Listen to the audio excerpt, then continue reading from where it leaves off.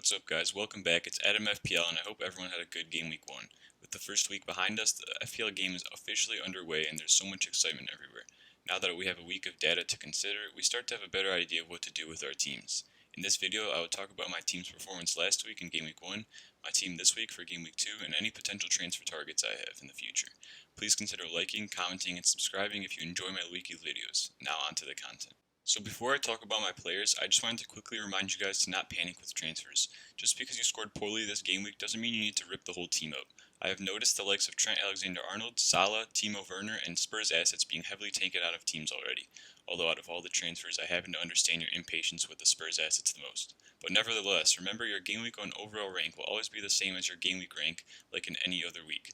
The game is all about consistency, and with 38 game weeks, you'll have plenty of time to get those green arrows.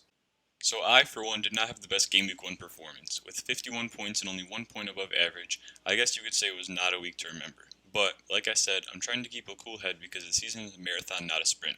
So McCarthy with a 2-pointer against Crystal Palace, Southampton lost 1-0. They didn't play very well, but this was supposed to be one of their easier fixtures. And it's not like I expect McCarthy to keep a clean sheet every week, but in this one I was kind of expecting a little more, and he only got a 2-pointer, so I'm hoping for future clean sheets.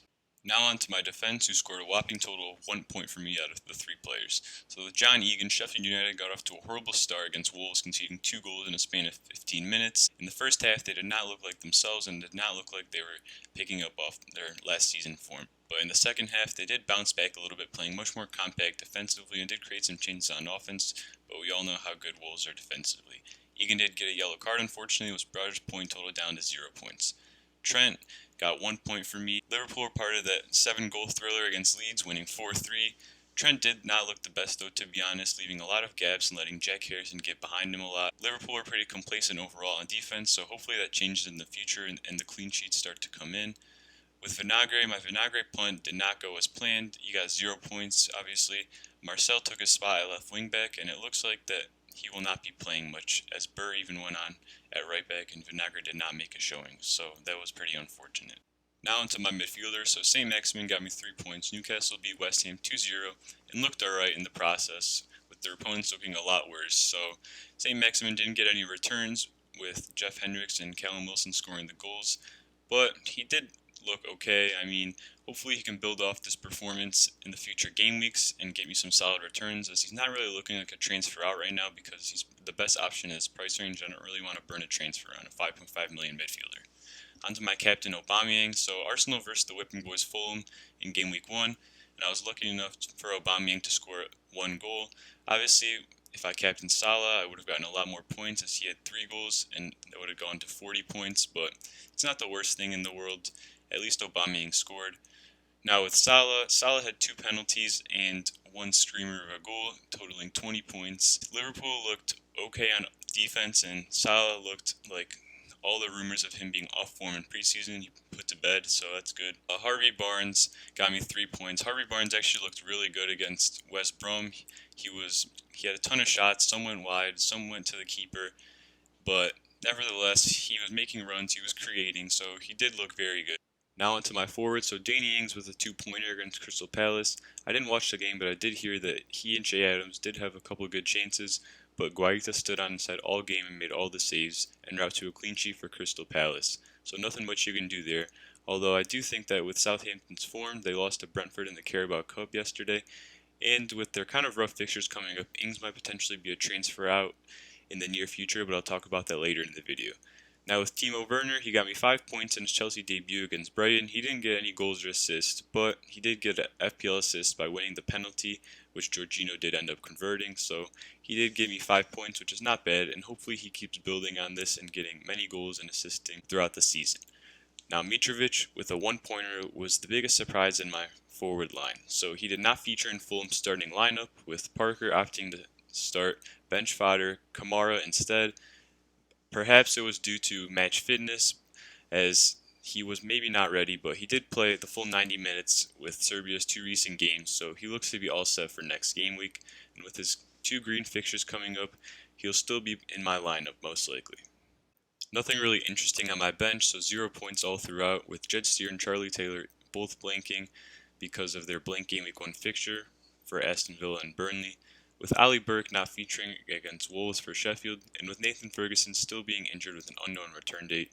So that's my bench. Now onto the Game Week 2 team preview. So Game Week 2's starting 11 is actually pretty similar to my Game Week 1 team, with the exception of Charlie Taylor taking Vinagre's spot, as Wolves versus Manchester City, and Vinagre is unlikely to play with the previous Game Week 1 rotation he experienced. Now with my captaincy option, I think I'm going to go with Pierre-Emerick Aubameyang, who seems to be the popular choice throughout the FPL community.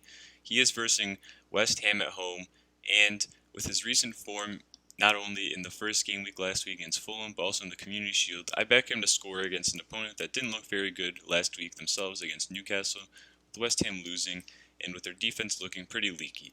Salah will probably be my vice captain, as he's always reliable, but he does have a pretty tough, supposedly tough, fixture next week versus Chelsea. Salah, Aubameyang, and Werner are my top 3 captaincy options this week, but I'll most likely be going with Aubameyang.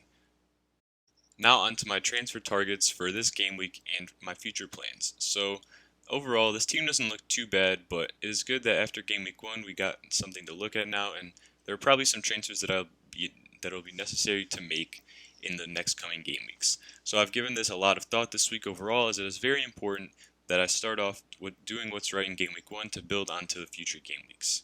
This week I'll either be rolling my transfer into game week 2, or I'll be spending one transfer, most likely on transferring out either Danny Ings or Ruben Vinagre.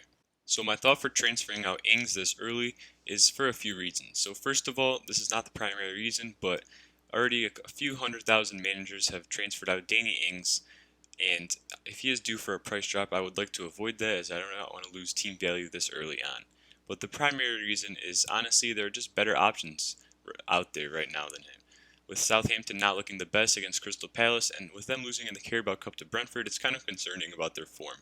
So, with Danny Ings, I don't think that he will be able to replicate his amazing season last year with 22 goals or anything around that area again, and I think he will regress. His price is a lot more expensive this year at 8.5, and I feel like there are just better options around that price. For example, as I'm looking at Raul Jimenez or Anthony Martial.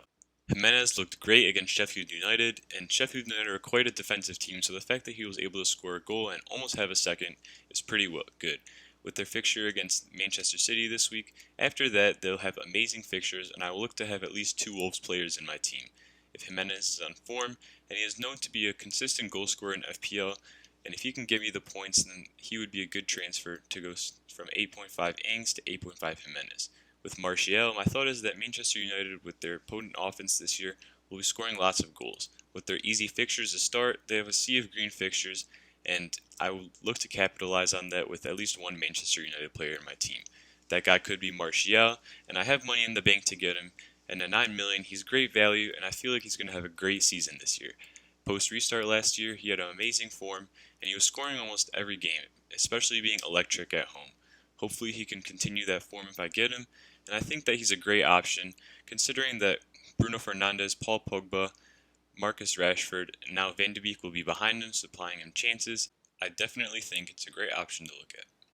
My other potential transfer out target this game week is to get Ruben Vinagre out for another defender, with my Vinagre punt looking like it hasn't worked out because he didn't play in game week 1 and looks to be overtaken by Marcel.